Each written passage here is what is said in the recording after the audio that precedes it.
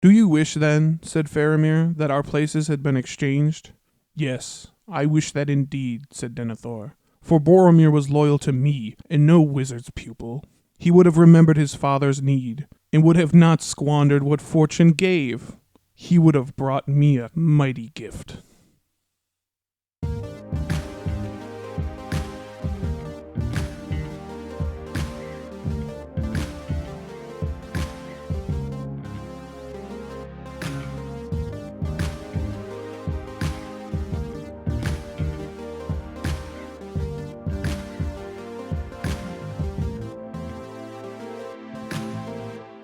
Hey there, guys. Welcome to, or welcome back to, Keep on Tolkien. I'm Danny J. And this is Joel N. And today, this is episode 40. Yay! Yeah, yay, thanks for sticking with us for 40 episodes, guys. Yeah. This is kind of a feat for us. Yeah, super excited. Today, we're going to be talking about, as we might have mentioned, I think we did, Faramir, son of Denethor, brother to Boromir. Yeah, talked about Boromir last episode. If you're interested, go back and check that out. Great episode. Very popular, too. Thanks, guys, for listening. Yeah, thanks, everyone. But this week, Faramir. Let's get into some of his names and titles. So Faramir is known as Captain of the Rangers of Athenian, Captain of the White Tower, And later, he is steward to the King of Gondor, and also Lord of Emin Arnon. And Faramir, he was born in the year 2983 to parents Finduilas of Dol Amroth and Denethor II. Now, Finduilas is the daughter of Prince Imrahil. Shafted. Of Dol Amroth, southern Gondor. That makes Imrahil Boromir's and Faramir's uncle. Yeah, they're cool uncle. They're cool, super cool uncle. And Denethor, too, he's the son of Ecthelion, too. And Denethor is the 26th ruling steward of Gondor. And of course, as we know, right, Joel? As you know. As we know, that's since the disappearance of King Aranur, who was the 34th king of Gondor, and that was in TA 2050. And he was thought to be the last of the line of Anarion. But if we look at Aragorn, he's technically a descendant of Anarion and Isildur, because Arvidui, the last king of the Northern Kingdom, was married to a woman named Firiel, who was the daughter of King Ondahur, who was the 32nd king of Gondor. So therefore, Aragorn has lineage of both Anarion and Isildur, making him the king 2 times over, my friend. Right, everybody knows that, right? Everybody knows that. Hope you guys are taking notes. Everybody just turned off, though. Yeah. When we were going over this episode, so Danny presented me with all this information for the episode earlier, and we're reviewing, and I get to this point about Aragorn's heritage, and all the Dunedain history. I'll just let you go for that one. My Dunedain history is not quite as extensive as yours. Yeah, that's my current obsession. But let's get into Faramir's childhood. Of course, he was 5 years younger than his older brother Boromir, which we mentioned last week. And he was also 5 years old, Boromir being 10, when their mother, Finduilas, died. Yeah, she died of some kind of ailment, and this caused their father, Denethor, to emotionally withdraw from a lot of things, from fatherhood and all sorts of things, but he still had kind of one obsession, and that was Boromir, his favorite son. His favorite Boromir. Yeah, if you'll remember from the last episode. And both of the brothers grew up to be great captains of war. Denethor always favored Boromir. They were both fierce in battle, and their men loved them, but still, Denethor did not love Faramir. Yeah, he was pretty much addicted to Faramir. His whole life. But even though there was obviously favoritism there wasn't any rivalry between the brothers, as you might expect. Yeah, I think it almost made their relationship stronger, knowing that they weren't treated equally. Yeah. You know? Boromir always tried to look out for his younger brother. Because he's like, who else is? You know what I mean? Right, exactly. And ultimately, that's why Boromir wanted to go to Rivendell in Faramir's place, but we'll kind of touch on that later. We'll get to that later, yeah. Yeah, he's just trying to be a protective older brother. But ultimately, they love each other very much. Very, very much. Faramir was like to his brother in appearance, but very different in temperament. Yeah, Boromir, as we know, is rash and often quick to wrath. But on the other hand, Faramir, cool and contemplative, cool as a cucumber, son. And Faramir also hated warfare, which Boromir was all about. And he disliked the act of killing anything. Yeah, altogether. Just, if it's not necessary, don't do it. But, like many people throughout the ages, he still did his duty in protecting his country, which entailed him doing the very thing that he does not like to do. Right, killing. Yeah. But yeah, like we mentioned, even in the last episode with Boromir, they had a very strong sense of duty growing up in Gondor at that time. Right. Well, because the culture of Gondor kind of saw themselves as like the last stand against evil. Like, yeah, that's how they saw themselves. Yeah. Absolutely. So in kind of some more contrast to his brother, Faramir had a big love for music and arts and the history. And when he was a child, he befriended a traveler that you may know by the name of Gandalf. But he knew him as Mithrandir, which means Grey Wanderer in Sindarin. Yeah, Gandalf taught Faramir many things. This relationship was also one of the reasons Denethor resented Faramir. I don't know if there was some sort of jealousy there at their connection or what, but I think it also just kind of highlighted the difference between the two brothers. Yeah, definitely. Yeah, Denethor, he saw Boromir more alike to him, where Faramir is now becoming more and more unlike him. Mm-hmm. And this is the Danny J theory. I kind of think that Faramir, you see this in real life a lot, and it's very, very sad when it happens. Like if a spouse dies or is divorced from or whatever, they always seem to sometimes take it out on the kid that reminds them most of that person. Yep. So I kind of think that Faramir was like a more kind and gentle soul, like his mother, perhaps. Whereas Boromir is strong and valiant like his father, Denethor. And I don't know if that's explicitly said somewhere. It is not, as far as I can tell. I think that fits perfectly in the story. I would be willing to take that as canon if it was, I'm almost willing to take that. I just haven't explicitly read it somewhere. That's what do they call it in math? It's a postulate. It cannot be proven for sure,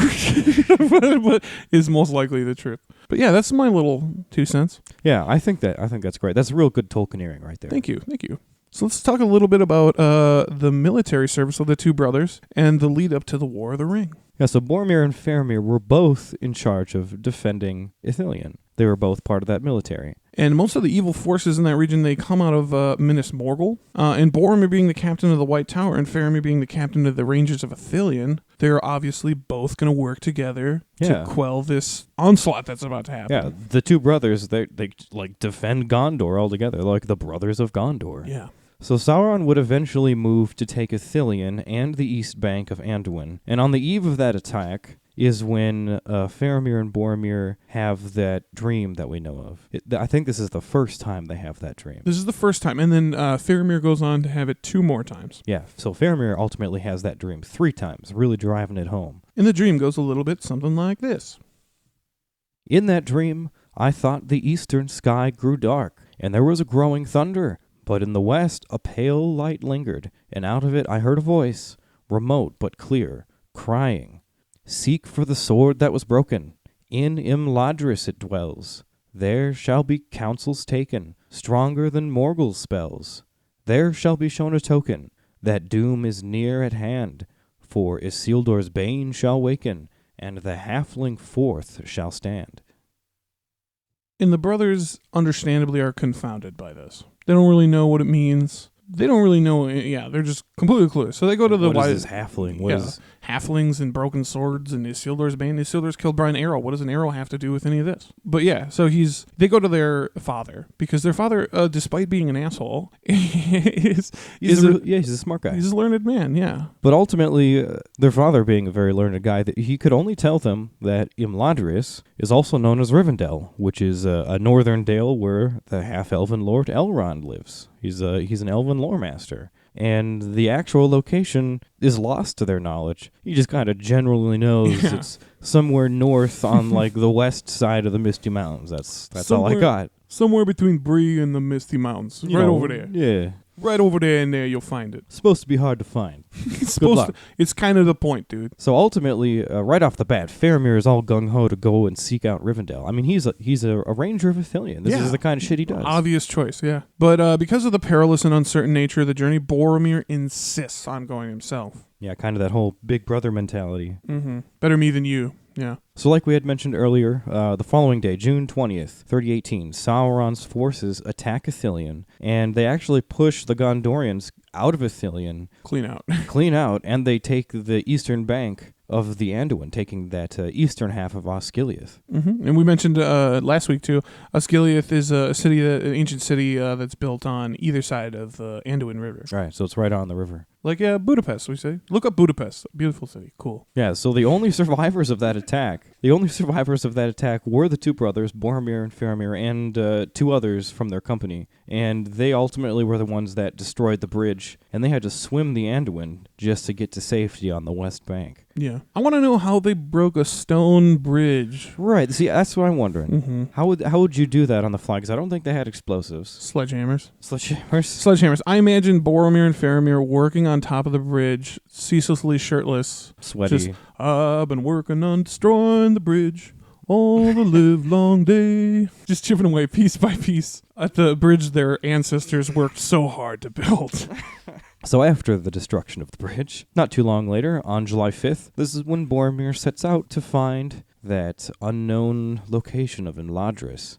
And this leaves Faramir in charge of basically all of Gondor's defenses. But on the other hand, it also leaves him alone with his father Denethor, without Boromir to stick up for him. Yeah, so that's just, he's kind of between a rock and a hard place now. So ultimately Faramir resumes his role actively as captain of the Rangers of Ithilien and kind of continues on with that main line of work over in Ithilien. And the Rangers of Ithilien, let's talk a little bit about these guys. Who are they? The Rangers, because they don't really get into the Rangers of Ithilien in the movies at all. No, they don't get into any Rangers, dude.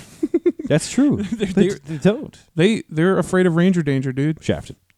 Ranger shafted. So the Rangers of Ithilien. They are basically the special forces of the Gondor military. And they were established around the year 2901. And this is when Gondor started to lose control of Ithilien. Yeah, so this is when Sauron started establishing himself in Mordor again. Sauron's forces were kind of just moving through that area regularly, so the civilians moved out. It was just kind of a dangerous place to be. Yeah. No one really wanted to be there. Yeah, it became disputed, like in geography, you'd call it disputed territory, right? So they got this great plan to put together these Rangers of Ithilien, and so they specifically chose descendants of Gondorians that used to dwell in Ithilien. So they knew the land, and many of them still had that Dunedain blood, so they were good fighters, they were big men, but also they had a great motive for revenge. Yeah, so they're like, this is our land. When I was writing this episode, I was like, that trope kind of sounds familiar, and I was like, oh, that's Inglourious Bastards. Yeah. That's the plot to Inglourious Bastards. They are the Inglourious Bastards. And their job was basically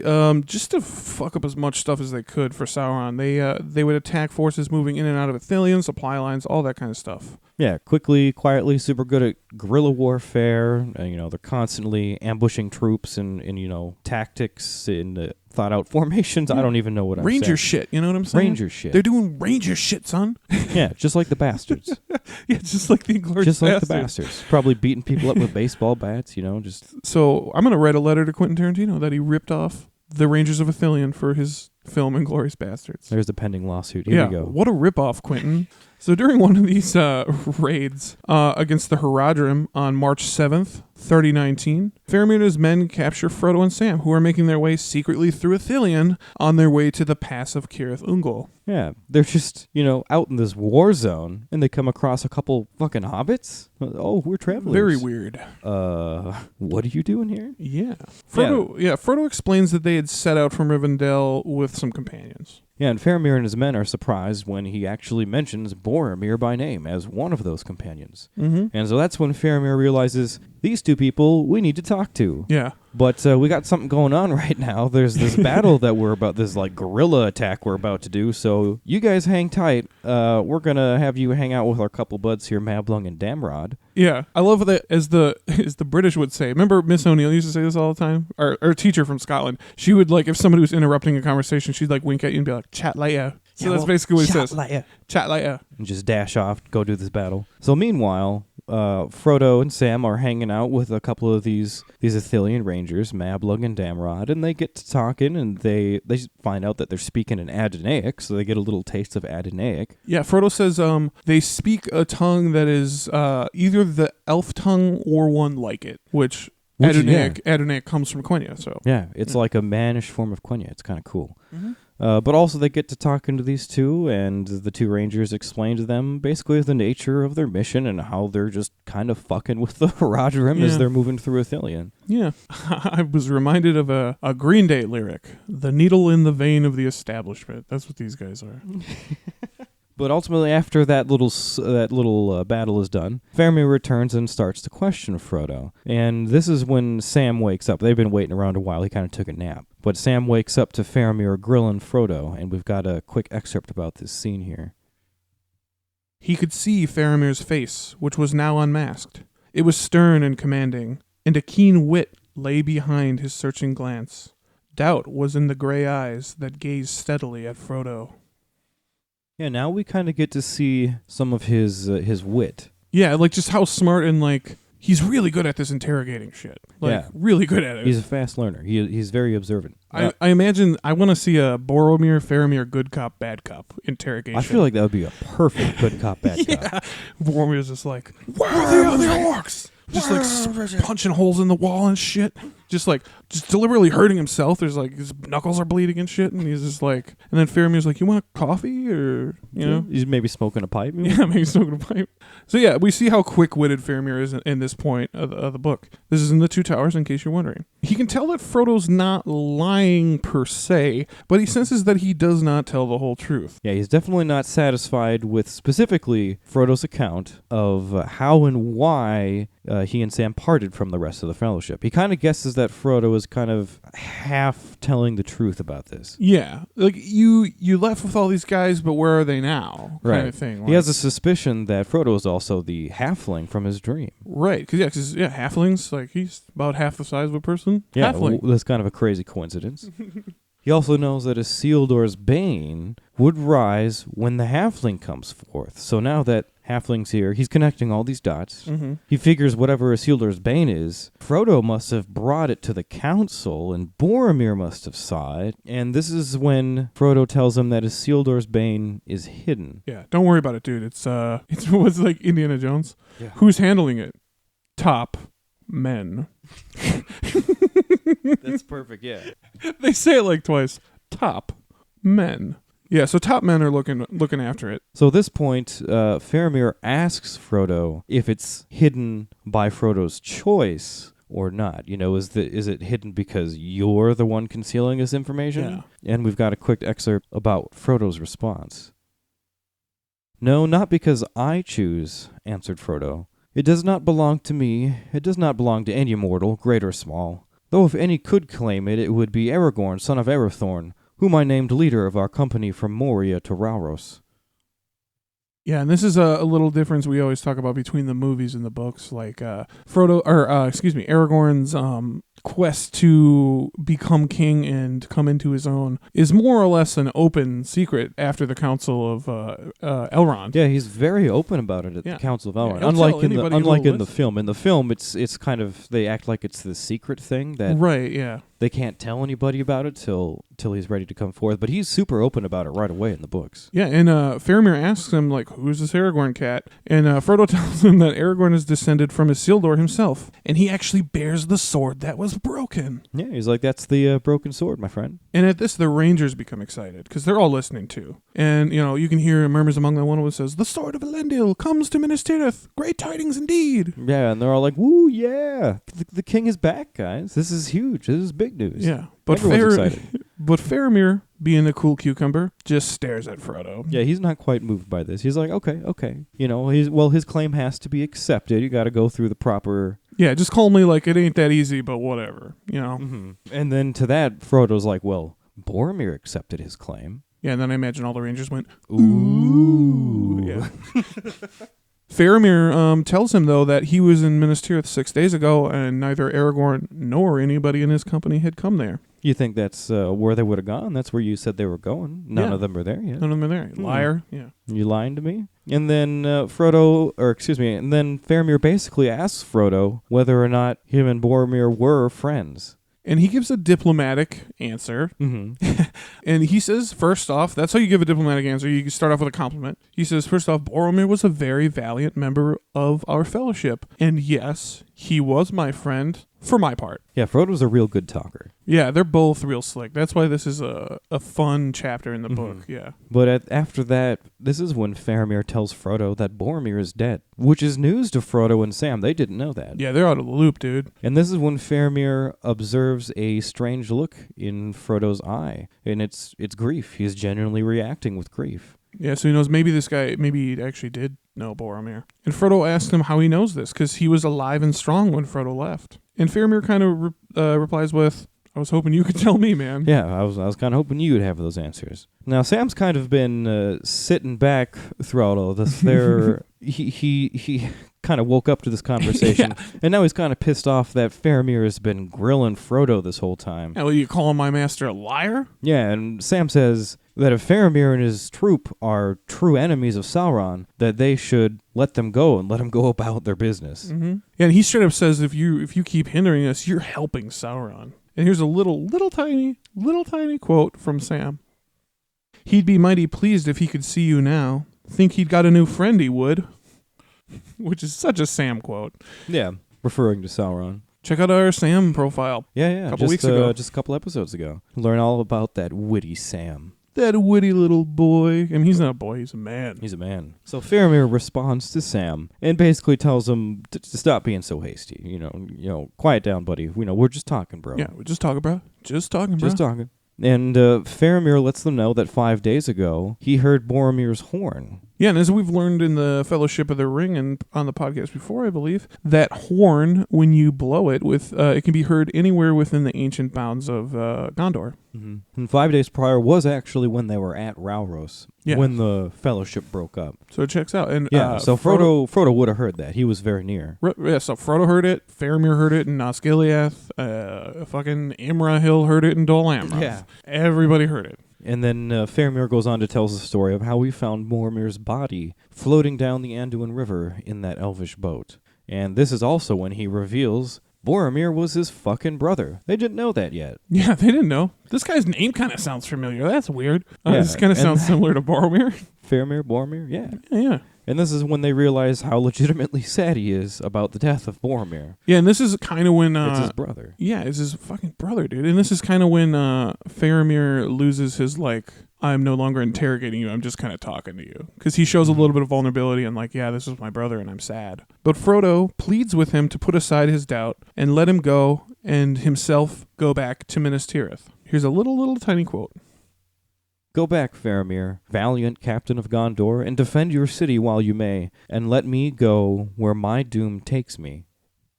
So at this point, Faramir says that he has to decide what to do. And that's take him to Minas Tirith or not. Basically, let him go or take him to Minas Tirith. And but he says, he's like, well, we can't just stand here in the middle of the friggin' woods talking about this, guys. We got to go somewhere safe. Yeah, I think at this point, Faramir realizes that the conversation they're going to have needs to be private. Yeah. And I think this takes us into the chapter, the window unto the west. Indeed it does. And so the hobbits start walking with the rangers, and they don't know it yet, but they're taking them to the super secret hideout called Henneth Anun. And along the way, while they're walking there, Faramir starts to talk to Frodo alone. And he apologizes for cutting off their conversation earlier, and he says he purposely turned the conversation towards Boromir so that they could kind of get off the subject of Isildur's bane. But now that they're talking privately, he said that Frodo spoke with skill earlier, but he guessed that their words weren't entirely truthful. He thought that there was a little more to it. He also wisely guesses that Boromir and Frodo, while they might have been friends, they did not depart in friendship. Right. Here's a little quote from Faramir about that. Now, I loved him dearly, and would gladly avenge his death. Yet I knew him well, Isildur's bane. I would hazard a guess that Isildur's bane lay between you, and was the cause of contention in your company. He also apologizes to Frodo for grilling him earlier about Isildur's bane in front of the other men. Yeah, I got a reputation to maintain, dude.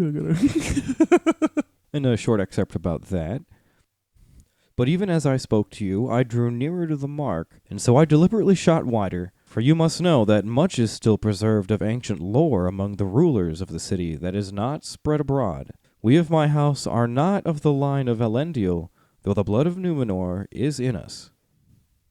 Yeah, he's like, so I'm not of the line of kings, but I'm still pretty. We're still Numenorians. No, we still keep that lore. We kind of know what's up with this. Well, because generally we said in the Kingdoms of the Dunedain series, we said this a little bit too, is that the North Kingdom was most like Numenor, and the Southern Kingdom was kind of like sort of removed from the Numenorian culture, and it like slowly lost the knowledge and the lore that the Northern Kingdom had kept intact. Right. So Faramir explains to Frodo that his family is the line of stewards, and that they're in charge until the king would return. And he also talks about how it's always displeased Boromir that his father, Denethor, was not considered king. Yeah, there's actually a little bit of dialogue in the book where he says, how many years does it take to make a steward a king when the king returns not? And right, yeah, and because at this point they genuinely believe the line of kings has been ended, done for generations. Yeah. Like, why would you not just start a new line of kings? Why would you stick with stewards forever? Like, yeah, and Denethor comes back at him with that, and he's like,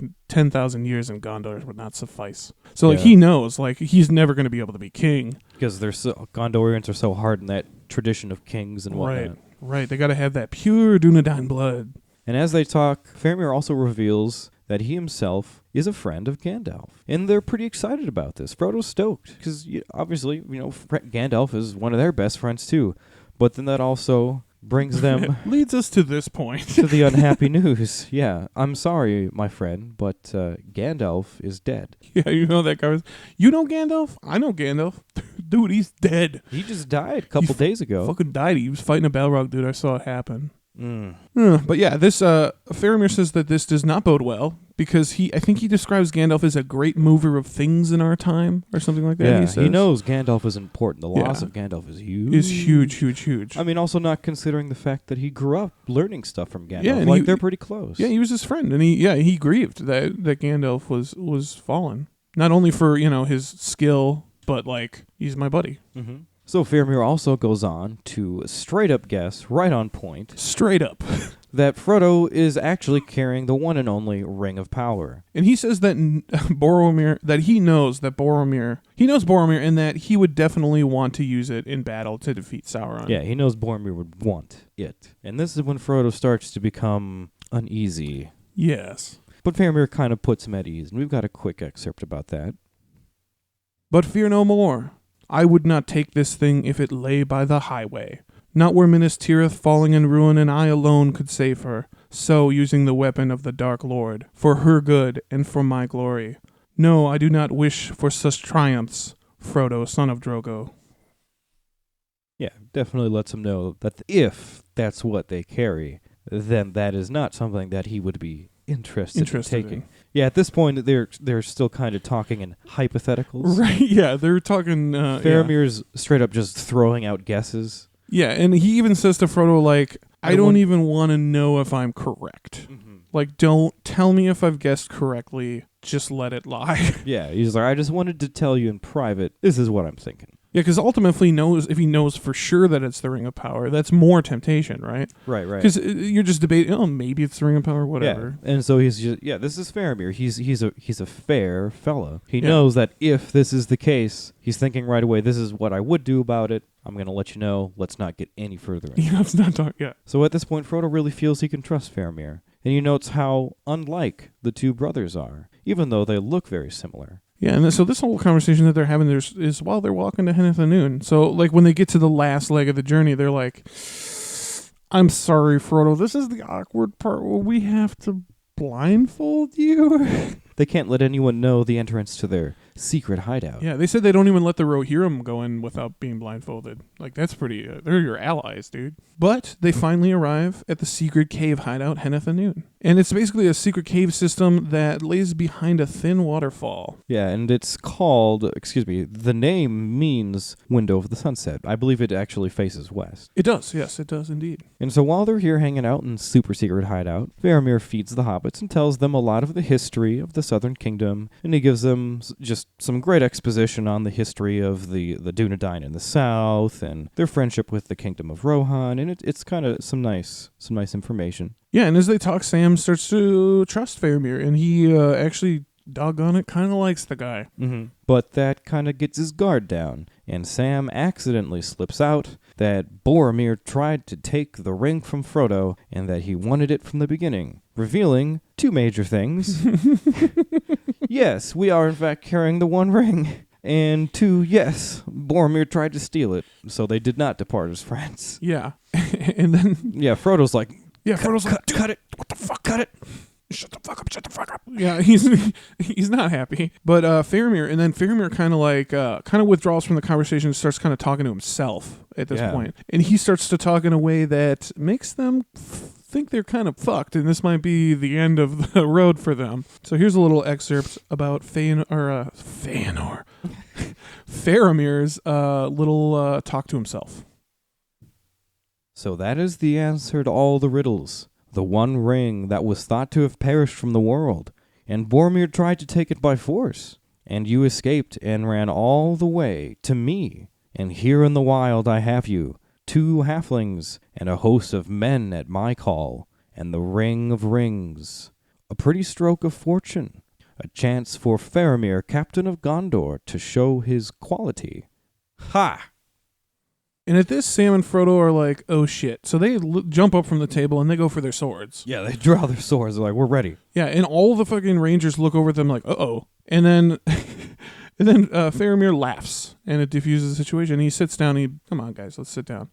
And then all the other rangers look over, and they're like, Faramir's just fucking with those guys. Yeah, what a jokester. Yeah, Faramir reassures them that he will be true to his words, and he kind of references what he said earlier, not if I found it on the highway. And Faramir, being a man of honor, kind of takes that as a personal vow. Like, he swore an oath to himself that he wouldn't take the ring if it were within his grasp. Yeah, when he said that, he had decided that himself. Mm-hmm. And this is when Frodo just completely opens up to him and says that they're going to Mordor to destroy the ring. And Faramir supports them and says he wants to help them on the way, any way he can. And later that night, Faramir again shows his mercy by sparing the life of Gollum, who had entered the forbidden pool, which is not cool. I always like early, me and Joel, we always do our Gollum shit, but we were talking about the song that Gollum sings. Gollum sings. It's my wish to catch a fish, so juicy sweet. Awesome. And the pearl is nice and cool.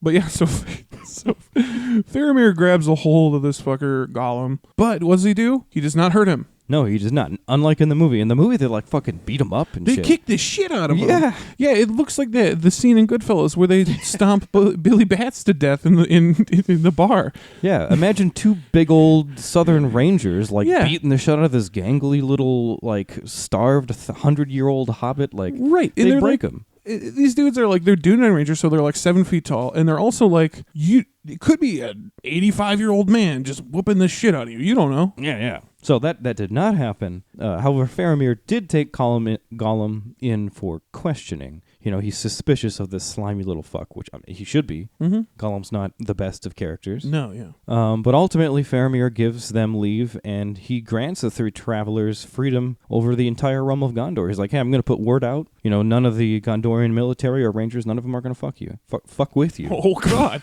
Freudian slip. Oh, we have fun. It's been a long day. Yeah, it has been a really long day. So Faramir stocks them up with supplies, including some food and a couple of really sweet-ass walking sticks. Yeah. And they say they're actually, they had to cut them down to give them to him, because it's they're the Rangers' walking sticks, so they're we took our super special walking stick, cut it in half. That'd be so funny. What if Faramir just broke it over his knee? We have here an ancient walking stick. Oh, yeah. These things are highly valued. Break it in half. 1 for each of you, 1/2 for each of you. So Frodo and Sam and Gollum depart from Faramir on March 8th and continue on their journey to the path of Cirithungol. And this kind of leaves Faramir going about his business with the Rangers, and they end up having to retreat to Kyer Andros. Yeah, a little bit of background on Kyer Andros. It is a island in the Anduin. It's 40 miles north of Osgiliath. The name means Ship of the Long Foam. This is because the island is shaped like a ship. And on the northern side, the water breaks and it looks like a ship cutting through the water. This is where a garrison of men that are stationed, and they're to watch the northern approach to Gondor either on the river or the narrow strip of land on either side. Yeah, so there were, 3 main crossings in that area for the Anduin? Right. In Gondor, there's 3, I believe only 3, crossings of the river. One of them is Kyer Andros. The other is Osgiliath. And the third is the marshes down in Lebanon. Down south, okay. So while they're hanging out here, Faramir learns that Sauron moves to attack western Osgiliath. He's already taken eastern, remember, and now he's going to take the rest entirely. So Faramir sends his men to reinforce the garrison at Osgiliath, while he and 3 other riders ride back to Minas Tirith. Shortly after Faramir departs, there's actually a lesser-known battle that takes place called the Battle of Kyer Andros. And this is the whole island is overrun, so essentially capturing the northern river crossing. And most of the men are killed and many are captured. Yeah, because they were kind of underforced after he sent all their reinforcements to Osgiliath. Right, yeah. And actually later on in the book, during Aragorn's march to the Black Gate, he actually sends the people, like the young warriors and stuff that are like too scared to go to Mordor. He sends them north and's like, all right, be useful, go fucking... right, because they get like halfway there and people like, start to get scared. And they're like, I want to go back. And they're like, well, you're not going back. But if you don't want to come with us, go take Kyer Andros back for us. Yeah, and they do. So Kyer Andros, it's there throughout the story. Yeah, it's kind of shafted from the movies. Kyer Andros shafted. They mention it once. I think the guy that plays Damrod is supposed to say it. Okay. Anyway. So ultimately, while Faramir and his couple other fellows are on their way back to Minas Tirith, this is when they get assailed by a winged Nazgul. Right. And all horses except for Faramir's are gotten rid of, so all of his troops are now running except for him. So he kind of turns around on his horse trying to help others, and this is when they're saved by Gandalf, the White Rider. Yeah, he sticks his staff up in the air and a huge beam of white light. Yeah! Metal as fuck. So after he safely makes it back into Minas Tirith, Faramir goes to Denethor's quarters, and this is where he meets Pippin. First, they say he eats a meal because he's probably really hungry. Mm-hmm. So like before they do anything, he's like drinks a bunch of wine and like eats bread, and then they're like, all right, let's have this meeting. But Faramir says that this is not the first halfling to wander into the Southlands from the Old North Kingdom. And then he recounts his story of how he met Sam and Frodo wandering around in Athenian just, a couple days ago. Yeah, 2 days ago is when they parted from each other. He also reveals that they're heading toward Cirith Ungol. Bum, bum, bum. Bum, bum, bum. But he also remarks that they couldn't have made it there yet. It's too far. Yeah, so now they've got kind of a good timeline on Frodo and Sam's journey, thanks to Faramir. Right, yeah, I didn't even think of that. He totally gives them Otherwise, we probably got a couple weeks. Yeah, otherwise nobody knows what the fuck has happened to Sam and Frodo since they left, the Falls of Rauros. They could have been dead this whole time. Yeah. Nobody knows. So that's pretty reassuring. But at this, Denethor is pretty fucking furious about this news, and he says some pretty mean shit to Faramir. Yeah, he criticizes Faramir for his, quote, gentleness, which I kind of translate as to, he's basically calling him, in this next quote we're about to read, translate Tolkien to modern day, calls him a pussy and a failure. That's basically that's what Denethor is trying to get across. So we've got a quick excerpt about what Denethor says here. But in desperate hours, gentleness may be repaid with death. So be it, said Faramir. So be it, cried Denethor. But not with your death only, Lord Faramir, with the death also of your father, and all of your people whom it is your part to protect now that Boromir is gone. Yeah, he's like, you're fucking gonna let us all down. No one cares if you die, but you're gonna let all of us die. It's just like, come on, man. And this is your son. Yeah, dude. This leads us back to the opening excerpt where he straight up tells him that he wishes he was dead and that Boromir had lived. Yeah, that is some real heavy shit to hear from your own father. Yeah, man. I wish I had a father so he could tell me that he hated me.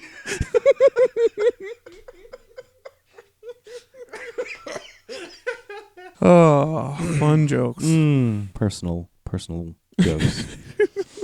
So ultimately, Gandalf cuts in here and he tries to defuse the situation. My dudes, please. He tells Denethor that if Boromir had taken the ring, it would have destroyed him. And, quote, when he returned, you would not know your son. Denethor says that they should have kept the ring here in Minas Tirith in the vaults of the Citadel. He's still like, nah, you should have brought it. Yeah, and Gandalf kind of responds with like, oh, that's a really good idea, Denethor. Except for one thing, I don't trust you as far as I can throw you. Right, like, why the hell? No, he's like, we're trying to keep it away from you, basically. Yeah. And the next day, the council and all the military advisors are summoned. And at this meeting, Denethor sends Faramir on a suicide mission to reinforce Osgiliath. And here's a little quote about what Denethor says. But I will not yield the river in Pelennor unfought, not if there is a captain here who has still the courage to do his lord's will. Then all were silent. But at length Faramir said, I do not oppose your will, sire. Since you are robbed of Boromir, I will go and do what I can in his stead, if you command it. I do so, said Denethor. Then farewell, said Faramir. But if I should return, think better of me. That depends on the manner of your return, said Denethor. Like straight up, because I saw the movies first, right? Mm-hmm. That line in the movie I thought was so mean that there was no way that Tolkien could have wrote that line. Yeah, what? And I was like, who did they get to play Denethor? John Noble. He killed it. Yeah, man. he murders really, Denethor the role. Yeah. Yeah, you really hate the guy. Yeah, Does a good job. Yeah. And as we know, Gandalf urges Faramir not to go. He tells him it's a suicide mission. And he also, he says, ultimately you'll be needed here, dude. Like, yeah, why would we send one of our best men off to die? We need you here. The battle's coming here. And he also says more on a personal note that your father does love you and he will remember it before the end. Mm-hmm. Yeah, this whole exchange between Denethor, Faramir, and Gandalf in the movie, they got it pretty spot on. I liked that. Yeah, all this stuff is really good in the movie. So Faramir ultimately leaves Minas Tirith with a small host of men off to Osgiliath. And after a few days, word comes to Minas Tirith saying a few things. Yeah, more forces are coming from Minas Morgul to reinforce the enemy. They're also reinforced by Haradrim from the south. The Witch King is once again leading their forces. And on the fourth day, word came that the enemy had won the river crossing. So these are just, constant signs of... Yeah, just all bad news bears. Yeah. So Faramir and what's left of his men, they're retreating. The enemy, they said, had paid dearly, but not enough, for they outnumbered the men of Gondor 10-1. Yeah, even after they killed a bunch of them. Even after they killed a bunch. Yeah, that's just crazy. Mordor's just throwing numbers at this. Oh yeah, that's all they care about. They say at one point in the book that Sauron can afford to lose a host where we can't afford to lose a company. Mm-hmm. Like, it's that bad. Yeah, he's just throwing bodies. Yeah, it turns out the enemy had been secretly making many barges to cross the river, so it just made it super easy for them to go over to the west side. Really? They're making boats? I didn't know orcs could make boats. Right. And so after this awful news, Gandalf just rides off to help. He's like, oh, this is some shit. Here we go. And he comes back to Minas Tirith with many of the wounded men in wagons. Faramir, he actually stayed back at the Causeway Fort. So, like, there's, between Osgiliath and Minas Tirith, there's little tiny forts, like, you have to check in at the road. Mm-hmm. They call them the Causeway Forts. So he's, like, busy defending them and getting all his men out of there. Yeah, kind of guarding the retreat. Mm-hmm. Yeah, he's trying to make sure it doesn't turn into a shit show. And, of course... slaughter. Yeah, complete slaughter. And, of course, it does because of yet another airborne Nazgul attack. And this is when Gandalf and Prince Imrahil, shafted, and the Swan Knights of Dol Amroth, shafted, ride out to their aid. Another awesome White Rider moment. Mm-hmm. White Rider and Cool Uncle come to save you. They rescue Faramir and what is left of his men anyway. But he had been gravely wounded and poisoned with an arrow, so Faramir is pretty much unconscious at this point. Yeah, he's kind of done in the story until later now because he's unconscious. But Imrahil brings him to his father and he tells him that he did great deeds. He did a lot. Yeah, he fought like there was no way they were going to win, but he fought like a motherfucker. Yeah, and saved a lot of his men. Mm-hmm. So after this is when things get a little dark. Yeah, Denethor, he just kind of realizes that he does care about his son, and it just kind of leads him even further down the spiral. He really loses his shit. Yeah, and where does he go? But like the opposite place where you should go. Mm-hmm. He looks into the goddamn Palantir. Which is stupid because Sauron has the other one. Yeah, that was kind of, the Palantir was kind of what started fucking him over in the first place. Yeah, it's what made him go insane. Yeah. And it says, somewhere I read this, it says he started using the Palantir shortly after his wife died. Oh, really? Yeah, I can't remember where the fuck I read that. I'll look it up. If anybody knows, let me know. Otherwise, I'll look it up. But yeah, let me know if you know that, listeners. So when he looks into the Palantir, he sees a vision that Sauron has recovered the One Ring and the doom of Minas Tirith was near at hand. It's all over. And yeah, so he's just cracking. And he orders his men to build a funeral pyre, which, people in Gondor haven't done that for fuck knows how long. Yeah. They don't burn people anymore. No tomb for Faramir, son of Denethor. Yeah, and Pippin starts to protest, saying that Faramir's still alive. He's just wounded. And Denethor responds by releasing Pippin from the service of the Citadel and kicking him the fuck out. Yeah, he's just like, we're done here. We're gonna die. So Pippin goes over to our friend Baragon, shafted. And who's Baragon? We don't know because he's shafted. He's the king of... excuse me. He's the captain of the guard of the Citadel. Yeah, he's a really awesome member of the Gondorian military that Pippin gets tight with in Minas Tirith. He's also a friend of Faramir. Yeah, he loves Faramir. Yeah, he loves Faramir.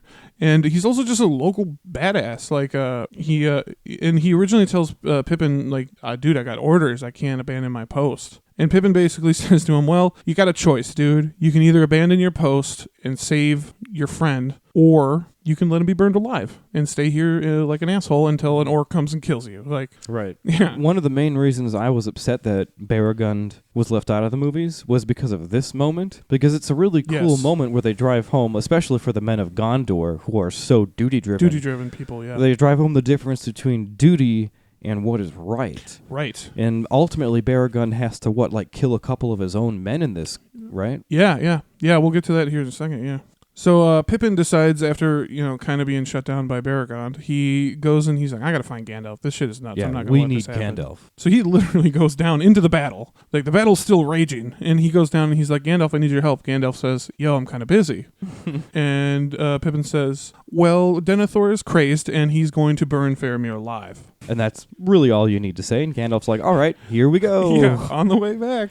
Gandalf and Pippin, they go right back to the Citadel on Shadowfax. They literally ride the fucking horse there as fast as they can. Yeah. And when they arrive at Rath Dinnan, this is the silent street in Minas Tirith where the kings are buried. Yeah, it's like on a separate hill or mountain, like out behind Minas Tirith, right? Mm-hmm. Or off to the side of the Citadel, I believe. Mm-hmm. But yeah, there we find that Baragond had actually left his post to defend Faramir. Yeah, Pippin's words kind of sank in, and he actually decided to abandon his duty, try to do what he thought was right, and try to save Faramir. So he ended up having slain several of Denethor's men, which, are his fellow Gondorian military folks. And he was keeping several others at bay. I think they were actively fighting. Yeah, they were actively trying to kill him, and they were like, traitor. Yeah, and they were like trying to kill him, and like Pippin and Gandalf bust in, and they're just watching Baragond like try to stay back. Yeah, Gandalf shows off a little bit of his cool Maiar shit, and he sends Denethor's other men just kind of running off. Yeah, he sends like a huge he kind of shows like his Maiar form a little bit, and he just turns like white and huge, and they're like, oh shit, we gotta get out of here. Get on, get. And at this point, Pippin runs forward. He gets Faramir away from the pyre. He's like soaked in oil and all this nonsense. But Denethor then pulls out what other than the Palantir. Been holding on to it this whole time. That'd be really heavy to just walk around with that shit. Yeah. But Gandalf, now he's like, I get it. Oh, you are insane. Like, legitimately insane. You've been fucking around with the Palantir. Yeah, everything's making sense to Gandalf now. And Denethor dramatically pulls out a knife and he tries to come at Faramir because he's super determined to kill him, kill for whatever his son, reason, and everyone dies. So Pippin and Baragund stand firm in front of Faramir, and they're straight ready to fuck him up if they have to. They're ready to fucking kill the fucking Lord Stewart to try to save Faramir. And at this point, Denethor sees that pretty much everybody's turned on him, and the jig is up, so he lights the fire and throws himself in. So passes Denethor, son of Icthelion. I love in the movie how he runs off it's just cool. I think in the book they immediately walk out and close the doors, and they hear one final wail as he goes up in flames, and that's it. Which is still pretty dramatic. That's still pretty cool. Not quite as dramatic as him diving off the pinnacle of the city into a crazy battle of Pelennor Fields. That was pretty dramatic. That was cool though. That was cool. Yeah. I love that fucking zoom out shot, which back over the battle. And then all of a sudden his body is nothing. Yeah, it just shows how insignificant one death is. And there's a line from The Devil's Backbone that Guillermo del Toro movies. What's one more drop in an ocean of blood? Mm-hmm. That's that kind of yeah. Dramatic. Death is all around. But now that the super dramatic Denethor, son of Icthelion, has passed, Faramir's safe, and as we know, the Battle of Pelennor Fields does ultimately die down at great cost, but ultimately we do win. Yeah. And Faramir's brought to the Houses of Healing. And there he lay in a comatose state. Nobody really knows how to help him. They don't even really know what's wrong with him. Right. They're like, he's just kind of unconscious. We're not really sure what's going on. Mm-hmm. And this is when, after everything is said, Pelennor is done, Aragorn comes to the Houses of Healing, but not as king. He says specifically, not as king. I come as chieftain of the Dunedain of the North. Because they need his healing powers now. Definitely. And them Dunedain of the North are pretty good at that shit. Yeah.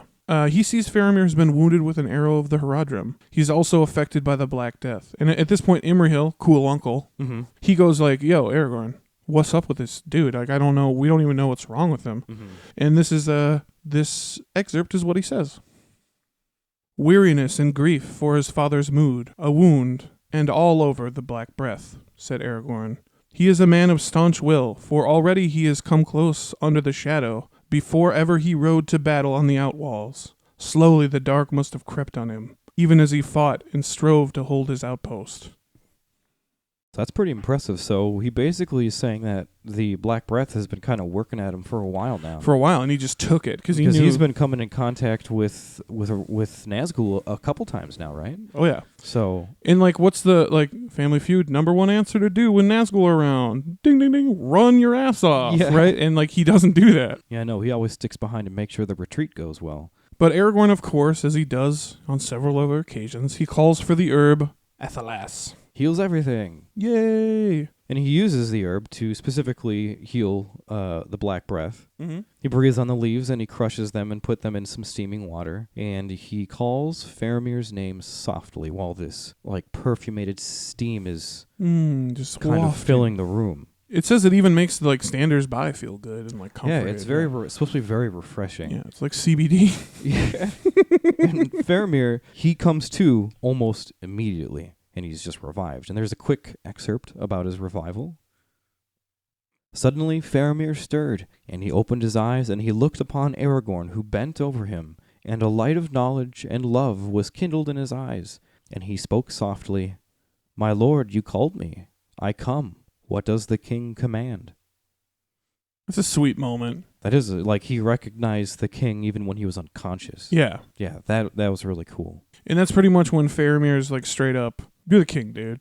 I'm here to say it. Mm-hmm. You're the king. Yeah. Frodo mentioned this earlier, but he's like, I officially accept your claim. You are obviously the king. Yeah, and everyone in the Houses of Healing is amazed by this healing power. And Eorith, I think that's how you say her name. Eorith, the old wife that runs the Houses of Healing, she says the old adage that the hands of the king are the hands of a healer. Isn't that what kind of sparked them to go get Aragorn in the first place, yeah. Yeah, so she sort of inadvertently saved the day by just bringing up some random old wives' tale. Yeah, of course. Eorith. Shafted. But after that, Faramir remains in the Houses of the Healing for the remainder of the war, just kind of getting better. But he meets someone there. He meets Éowyn, daughter of Éomund. When Éowyn awakes, she is restless and she seeks permission to ride out to war. She wants to go fight at the Black Gate with the rest of everyone else. Yeah, I'm up. That's like that one friend that we have that was partying with us that one time, and he passed out, and then he woke up at 10 in the morning and grabbed a beer and was like, "What's everybody doing?" Yeah, I'm up. I'm up. Yeah, because he thought he passed out. He thought he was out for 10 minutes, and I was like, "No, dude, everybody went to bed, man." No, she's ready to go. She wants to fight. So she's seeking permission from the steward of the city, and she's told the steward of the city is here in the Houses of Healing. So this is when she meets Faramir. And Faramir is immediately taken aback by her beauty and strength. And he also notes an air of sorrowfulness about her. Yeah, she's kind of sad. She's had a rough life. Yeah. We've talked about her a little bit in some previous episodes. Not a whole lot, actually. Not a whole lot. Well, we did talk about her in the women. In the women episode. Yeah. But yeah, we actually talked earlier. She kind of like Faramir. They both kind of got screwed by... Yeah, because they're loved by the people that they protect and rule over, but at the same time they're completely overlooked by their families. Yeah, their family overlooks the people love them, but they're all the two of them are overlooked by their family. They're kind of similar. Yeah, and Éomer is seen as the strong warrior type heir, and and Éowyn's just the Lady of Rohan, but she's really she killed the Witch King. You know what I mean? Yeah, she's a warrior too. She wants to go fight, so she demands to be released. And Faramir replies that he too is prisoner of the Houses of the Healing. He's like, I'm the fucking steward of the city, and I can't leave either. So yeah, they won't let me go. Unfortunately, if you were here yesterday, I would have all the authority, but the king is back now. Yeah, because he too wishes he could go fight alongside the others at the Black Gate. Yeah. But he's being kept there to heal. He says the best he can do is give her a room facing the east so she can see the return of the host when they come back, which she accepts. Yeah. But it's not what she was looking for. He also throws in a very sly, like, and we could maybe talk sometime. Yeah. Like, he's like, I'll give you this, and then maybe we can be friends. Yeah, the two end up walking in the gardens almost every day, and they become quite close. And Faramir falls in love with her, and he actually, like every guy's ever done, he talks to her friend about her.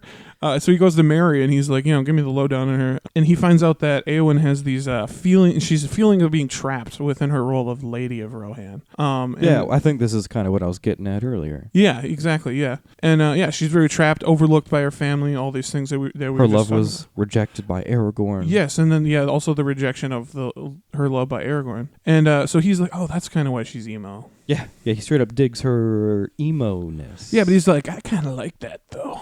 I'm kind of emo, too. And we have a quick excerpt about this scene here. Then, Éowyn of Rohan, I say to you that you are beautiful. In the valleys of our hills there are flowers fair and bright, and maidens fairer still. But neither flower nor lady have I seen till now in Gondor, so lovely and so sorrowful. And Éowyn eventually lets her guard down and, like, admits, dude, I guess I'm in love with you. He's the sweet talker. Yeah. We kind of talked about it in the Women of Tolkien episode, too. Like, it was kind of nice how Éowyn falling in love with, some Prince Stewart, that was not like a main part of her story. That was like after all the badass shit she'd done. That was like an afterthought. Yeah. And I saw somewhere on the internet people don't like because she basically gives up her life as a warrior to become like a princess, and a lot of people don't like that. And I see why they don't like that. Mm-hmm. But at the same time, I also see what like the ladies on our podcast were saying, that it's an afterthought rather than like central to the character. Right. She did a lot of badass stuff before it got here, and she deserves it, dude. Yeah, she deserves to fall in love. She deserves to have a boy toy. Yeah, we all deserve to be loved. She destroyed the Witch King. I mean, goddamn. Yeah. Yeah, if she wants, the Lord Steward of Gondor, why not? Like, if you think about it, she's so cool that Glorfindel made a prophecy about her. Oh, that's right. Yeah, dude. Yeah, she's pretty legit shit. Yeah, See back to our Arnor episode, Battle of Fornost.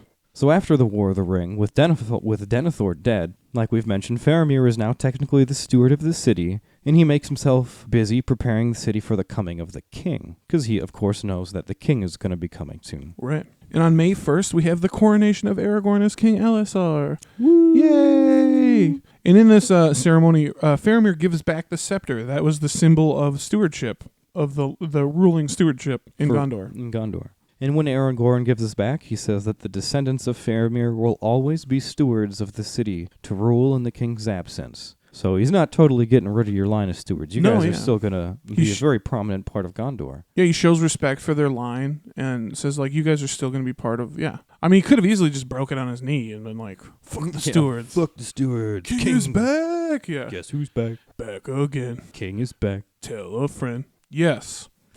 But he, so also in another show of respect, he names Faramir Prince of Ithilien, and he actually assigns Baragun, Shafted, as the captain of Faramir's guard, the White Company. Yeah. And I always thought that was cool too, the way that how Aragorn dealt with Baragun. Yeah, it's that whole duty versus what is right thing, because he did straight up. He did something wrong. Yeah, he denied his duty and killed his fellow soldiers. Yeah, spilled blood in a sacred place too. Yeah, and Aragorn's like, you cannot stay here because of what you've done. Mm-hmm. And he's like, you are banished from Minas Tirith. And he's like, but I'm gonna send you down to Ithilien with your buddy Faramir. Yeah, you're gonna be the leader of his White Company because you got it, kid. You got it. So also he gives newly crowned Prince of Ithilien, he gives him a task. And his task is reclaiming the eastern territories that were once Gondor, and to cleanse Ithilien of outlaws and orcs that remain. And ultimately he was going to reclaim Minas, he was supposed to reclaim Minas Morgul as well, once called Minas Ithil, and return it back to the Tower of Moon. Yeah. In its previous state. And then maybe they can stop calling Minas Tirith the Tower of Guard and go back to calling it Minas Anor. That'd be pretty cool. That'd be cool. I wonder if they ever did that. I should look that up. Ultimately, Minas Morgul, I think, took them a while. They were going to let that sit for a little bit. They were going to let... That was a pretty nasty place. Yeah, the rain wash away. Yeah. But yes, Éowyn and Faramir do marry, and they settle in Emyn Arnen, and they have at least one son, whose name is Elboron. And we say at least one son because at this point we're getting into the Fourth Age. Yeah, and there's nothing on the Fourth Age. And there's not much. Yeah, the Fourth Age information, obviously, Tolkien died. So the information stops. They could have potentially had more kids. Mm-hmm. But we do know that in the year 82 of the Fourth Age is when Faramir dies. At a ripe old age of 120. That's right. He does have some of that Dunedain blood. Yeah. Don't forget. Yeah. So he lived a pretty long life. So that's pretty much all we have on the character, or on the, like the history. The history. So now we're going to talk about a little bit about what Faramir's character means to the Legendarium. Mm-hmm. And Faramir is, I would say he's a classic warrior poet archetype. Oh, yeah. Yeah, he's a skilled warrior, but he also detests the act of killing. He only does it out of a sense of duty. And he's much more concerned with art and music and other scholarly activities. Jesus, sounds familiar. Yeah. Who does that remind you of? And Tolkien actually said in the letters of J.R.R. Tolkien that Faramir was modest, fair-minded, scrupulously just, and very merciful. Again, is this reminding you of somebody? Somebody? Fun fact. In another letter, Tolkien said that, quote, as far as any character is like me, it is Faramir. Yeah, and that really kind of blew my mind because I started thinking about like who Tolkien was and like who Faramir is, and I was like, yeah, man, they're the same kind of person. So what I want to do is leave you with a Faramir quote that could easily be a quote from J.R.R. Tolkien himself. And here it is, a little short one. I do not love the bright sword for its sharpness, nor the arrow for its swiftness, nor the warrior for his glory. I only love that which they defend. I think that's really, really beautifully put. Yeah, and that's a good place to leave the episode, right? Yeah, that's perfect. Yeah! So that's all we have for you on Faramir, guys. Hopefully you liked it. Yeah, thanks for sticking through it with us. Yeah. Who do you like more? Hit us up on social media. You like Boromir or Faramir better? Hit them up. I'm not the episodes. Obviously, the episodes are both amazing. But the brothers, who do you like more? Hit us up. Hit us up on social media, Facebook, Twitter. Let us know which of the brothers, which of the sons of Denethor you liked more. Speaking of social media, be sure to follow us at KOT Podcast on Twitter. If you want to follow my goofy ass, I'm at Danny J KOT.